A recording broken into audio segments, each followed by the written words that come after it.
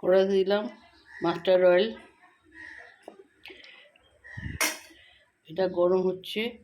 এতে দেবো ফোড়নে হচ্ছে জিরা, শুকনো লঙ্কা, তেজপাতা।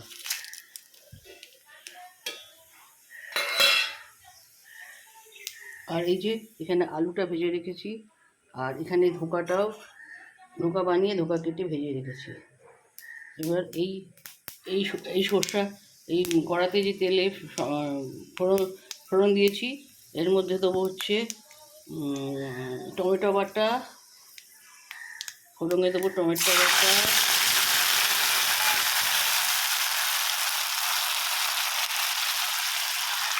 আদা বাটা,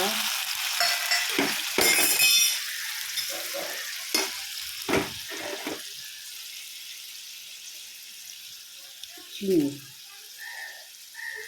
ধোকার তরকারি ডালনা একটু মিষ্টি মিষ্টি হয়, তাই একটু চিনি দিলাম। এবং এর মধ্যে দেবো হচ্ছে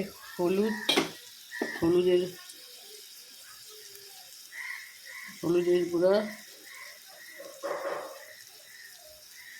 স্বাদ মতো লবণ,